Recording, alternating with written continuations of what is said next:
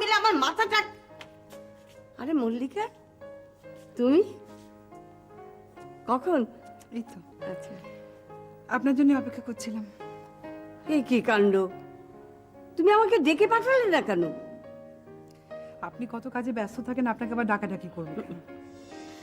আর তাছাড়া আমি শুনলাম যে আপনি একটু ওয়ার্ডে গেছেন, এক্ষুনি চলে আসবেন, তাই ভাবলাম যে এখানে এসে আমি না না, এ তোমার ভারী অন্যায়। তোমার উচিত ছিল আমাকে ডেকে পাঠানো।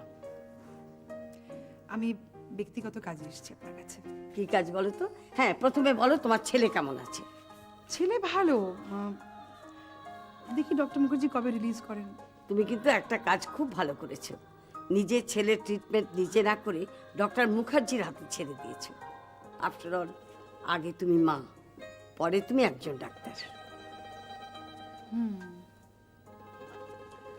ঠিকই বলেছেন কথাটা। আগে আমি একজন মা, তারপর একজন ডাক্তার। এবার বলো তো দরকারটা কি? হ্যাঁ, আমি এমন একটা সমস্যায় পড়ে গিয়েছি না, সমস্যা? কি করব বুঝে উঠতে পারছি না।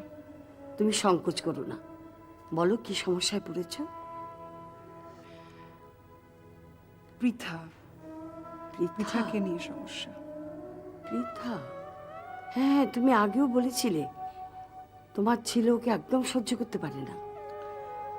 হ্যাঁ, মানে আমি ভেবেছিলাম কি যে কয়েকটা দিন গেলে পরে হয়তো অ্যাডজাস্টমেন্ট হয়ে যাবে, কোনো সমস্যা হবে না, কিন্তু এমন একটা হয়ে গেল। বান্টি এরমভাবে অসুস্থ হয়ে পড়বে সেটা তো আমি আন্দাজ করতে পারিনি। নিজেকে এত দায়ী মনে হচ্ছে। না না, তুমি নিজেকে কেন দায়ী করছো? তুমি তো পৃথাকে তোমার বাড়িতে নিয়ে গিয়ে সাহসের পরিচয় দিয়েছো। সাহসের পরিচয় দেওয়ার জন্য তুমি করিনি। একটা বাচ্চা পড়ে রয়েছে, তাকে নেওয়ার কেউ নেই, তাকে একটা ঠাঁই দেওয়ার কোথায় দিতাম ওকে? একটা দায়িত্ববোধের জায়গা থেকে আমি ওকে নিয়ে গিয়েছিলাম। আমি জানি, তার মানে পৃথাকে আর তোমাদের বাড়িতে রাখা যাচ্ছে না। আসলে কি জানেন তো, মানে আমি তো অধিকাংশ সময় বাড়িতে থাকি না, মাকেই সব কাজ করতে হয়, পৃথার সব কাজ, বান্টির সব কাজ। বান্টিও তার ফলে বাড়ি এসে মাকে পাচ্ছে না, যথেষ্ট পাচ্ছে না। আবার যদি একটা জেলেসির প্রকাশ পায় নতুন করে, পৃথাকে একটা অন্য কোনো ব্যবস্থা করতে হবে রাখার।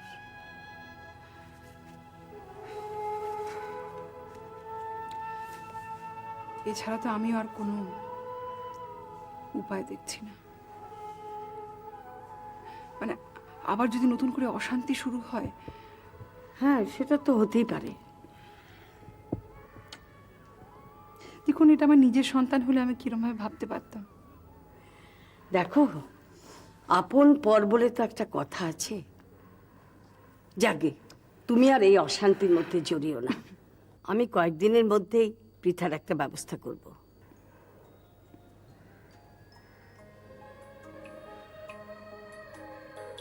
তাই করুন।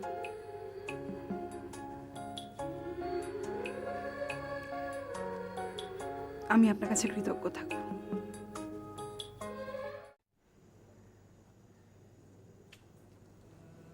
হ্যালো ডক্টর লাহিড়ী, ও স্যার, আসুন আসুন। আপনাকে একটু বিরক্ত করতে এলাম। হ্যাঁ, না না, ইটস মাই প্লেস, বসুন sir. Thank you thank you.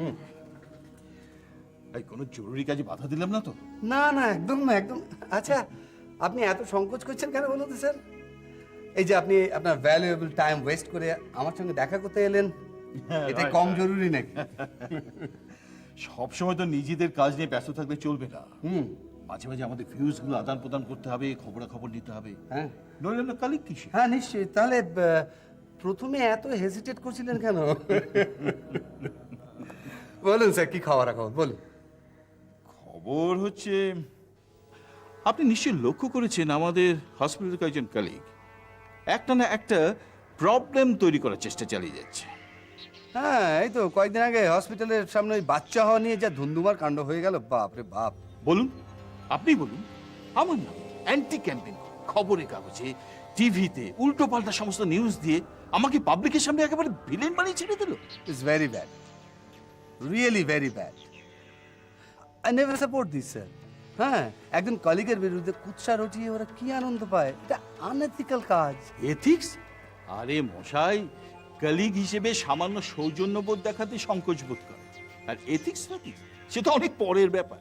Sir, একটা ব্যাপার আমি কিছুতে বুঝতে পারি না, যে কারোর সঙ্গে ভদ্র ব্যবহার করতে হলে পয়সা তো খরচ করতে হয় না, তাহলে একটু ভদ্র ব্যবহার করবার ক্ষেত্রে ওরা এত কার্পণ্য করে কেন? এই পালের গোদাটিকে জানেন? ওই নক্ষত্র রায় এই হসপিটালে কিছু ডাক্তারকে স্পয়েল করে নিজের দলে টেনেছে, আর যা নয় তাই করে বেড়াচ্ছে। আমার মনে হয় ভদ্রলোকের মধ্যে কোথাও একটা জেলাসি আছে আমাদের উপরে। আমরা প্রাইভেট প্র্যাকটিস করছি, সাকসেসফুল হয়েছি, এত ডিমান্ড আমাদের, এত সুনাম, সহ্য হচ্ছে না। You are absolutely correct. এই তো সেদিন এই একজন এমআরকে যা তা কথা বলে চেম্বার থেকে বের করে দিল। আরে মশাই, সে তো নিজের কোম্পানি প্রোডাক্টের জন্য ক্যানভাস করবেই, এটাই তো তার কাজ। তার কি দোষ বলুন তো? ইটস এ ড্রামা স্যার, বুঝলেন? ড্রামা? হ্যাঁ, ড্রামা। ওই ঘটনাটা ঘটার পর আমি মনে মনে খুব হেসেছি, আর একটা জিনিস ভেবেছি। কি বলবো? হ্যাঁ বলুন। ভেবেছি ভদ্রলোক কেন যে সিনেমা বা টেলিভিশন সিরিয়ালে অ্যাক্টিং করলেন না, করলে আজকালকার হিরোরা কেউ পাত্তাই পেত না।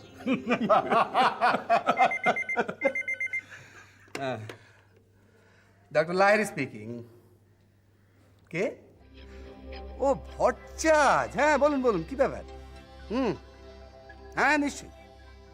কে? না না, বিকেল পর্যন্ত থাকবোই। কি হয়েছে, কি ব্যাপারটা খুলে বলুন না। হ্যাঁ, গাড়ি? হ্যাঁ, গাড়ি তো দরকারি। এই ভট্টাচ, আমি তো আমার কোটা ফুলফিল করে দিয়েছি। হ্যাঁ, এখন আপনার কোম্পানি যদি দয়া করে। কি দয়া করছেন? কবে? কাল? এই সত্যি করে বলুন তো। কি বলছেন? কি রিয়েলি থ্রিলিং।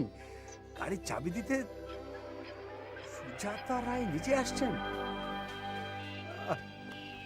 ফ্যান্টাস্টিক। এই হ্যাঁ রে বাবা, হ্যাঁ নিশ্চয়ই নিশ্চয়ই। আরে সকলেই আসবেন। হ্যাঁ, ইউ আর অল ওয়েলকাম। হ্যাঁ হ্যাঁ হ্যাঁ, কাল দেখা হবে, নিশ্চয়ই দেখা হবে। রাখছি। পিএসএল ফার্মা থেকে ফোন করেছিল। ওরা আমাকে ওই ওদের পেস মেকারের জন্য একটা অফার দিয়েছিল, কোটাও বেঁধে দিয়েছিল। খুব tough target, 50 pace makers. But sir, I have really achieved it. হ্যাঁ বলেন কি? সত্যি ডক্টর লাহিড়ী, আপনার ক্ষমতা আছে, এটা স্বীকার করতেই হবে। না না না না, 50টা pace maker, not a matter of job. এতে আমার নিজস্ব হাত যশ কিছু নেই। আপনি তো জানেন আমি যা করি সিনসিয়ারলি করি, চেষ্টা করলাম হয়ে গেল, এই আর কি। সে তো বটেই, সে তো। ওই গাড়িটারে কি একটা কথা যেন শুনলাম। হ্যাঁ, ওদের অফারটা ছিল, আমি যদি 50টা পেস মেকার অ্যাচিভ করতে পারি, তাহলে ওরা আমাকে একটা ওই মিল্কি হোয়াইট মারুতি জেন দেবে। হ্যাঁ বলেন কি? এত বড় সুখবরটা আপনি চেপে রেখে দিয়েছেন? No no, very bad, very bad. আরে মশাই, পিএসএল ফার্মা থেকে আমরা কোনোদিন গাড়ি পাবো না, তার জন্য আমাদের কলিগ একজন পাচ্ছে, সেজন্য আমরা আনন্দ করবো না? No no no, congratulation congratulation. দাঁড়ান স্যার, কনগ্রাচুলেট পরে করবেন, আর গাড়ির চাবিটা হাতে পাই। এসব ব্যাপারে না চালে বিশ্বাস নেই, আর পাগলের নেমন্তন্ন, বুঝলেন?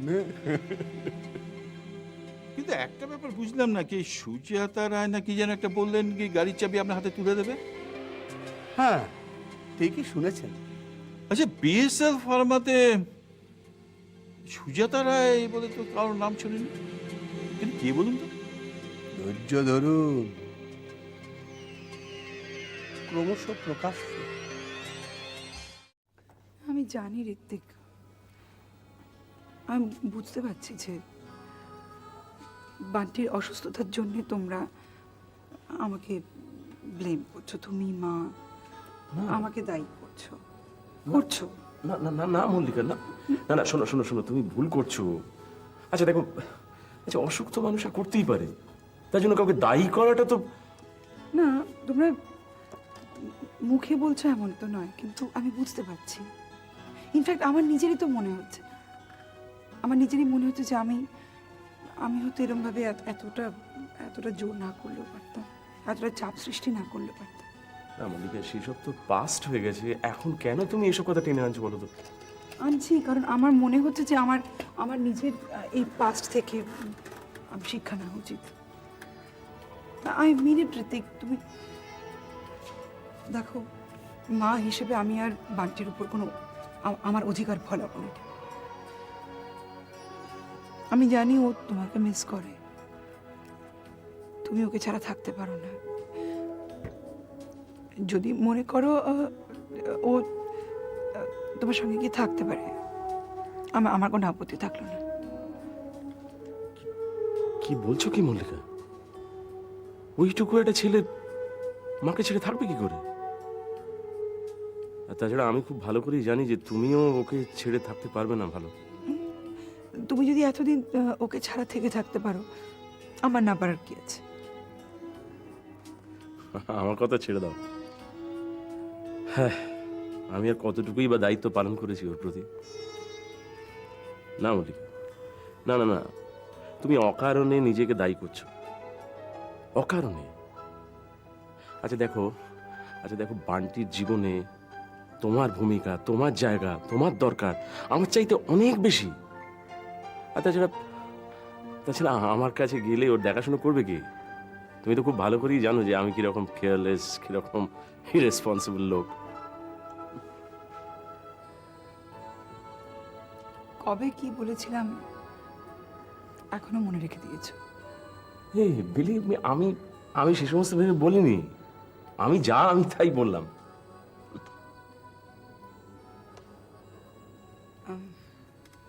একটা কথা বলি ঋত্বিক, তুমি যদি চাও ইউ ক্যান স্টার্ট ফ্রেশ, মানে আবার বিয়ে করতে পারো।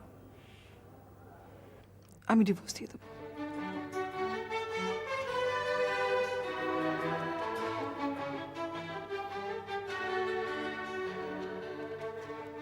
আসলে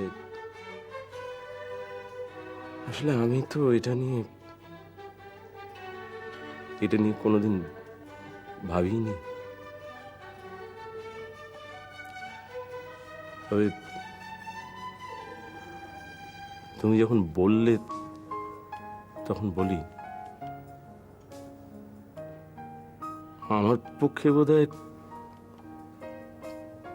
কোনোদিনই আর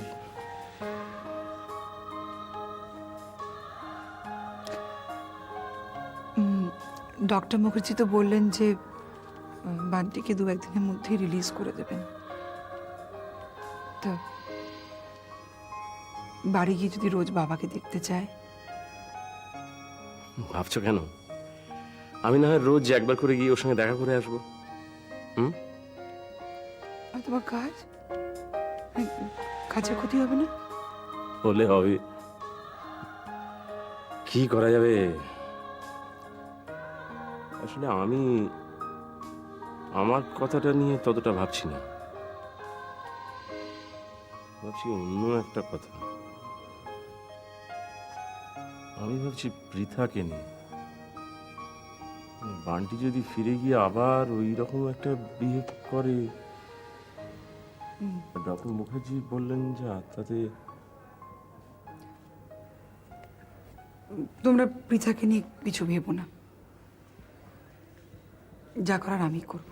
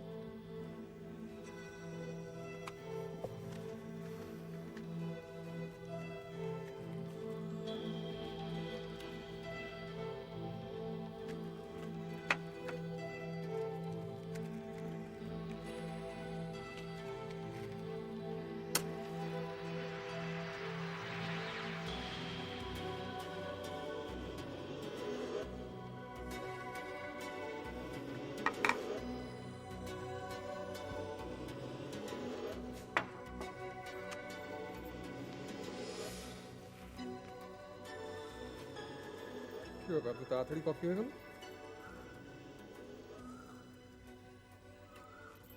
খাওয়ার সময় বেশি করে করে রেখেছিলাম, ফ্লাস্কে ছিল। খাটনি বাঁচাচ্ছ?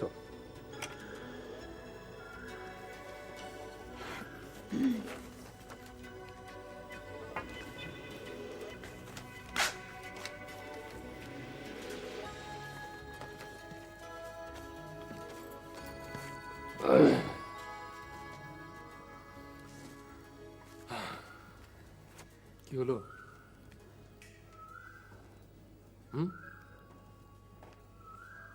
কি হয়েছে?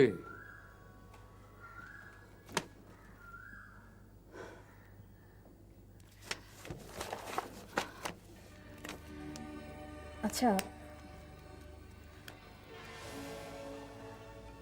আমাকে যদি তোমার ভালো না লাগে,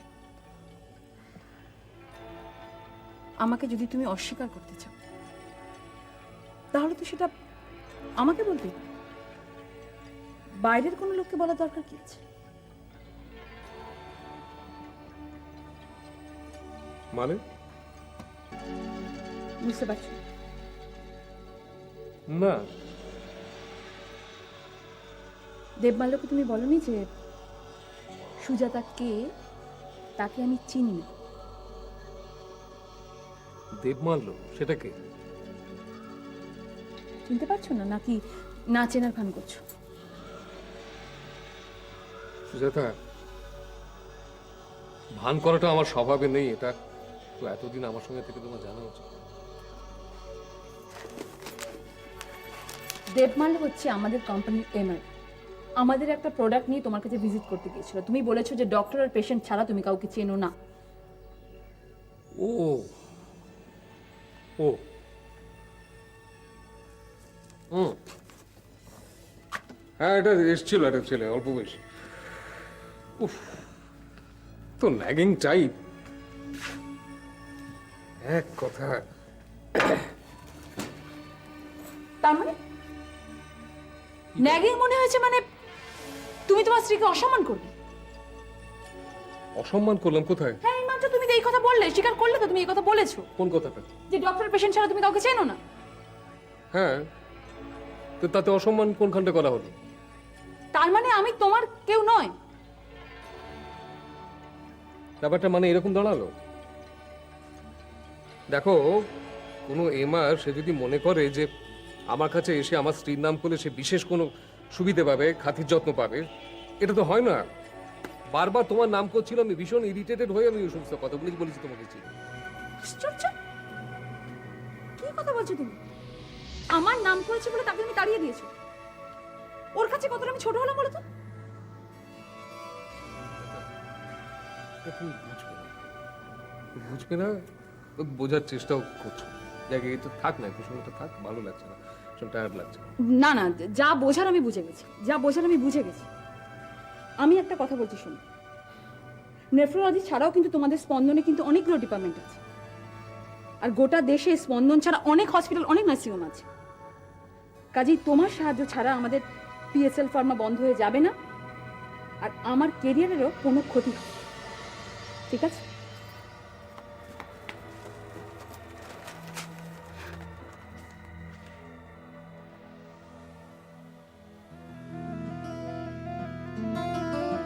জীবনের পথ এটা বনবে ট্রাফিক, পিছনো যাবে না, খোলা একটাই দিক। শৈশব কৈশোর স্মৃতির স্ক্রিনে দুটো পাও নিশ্চিত আগাম।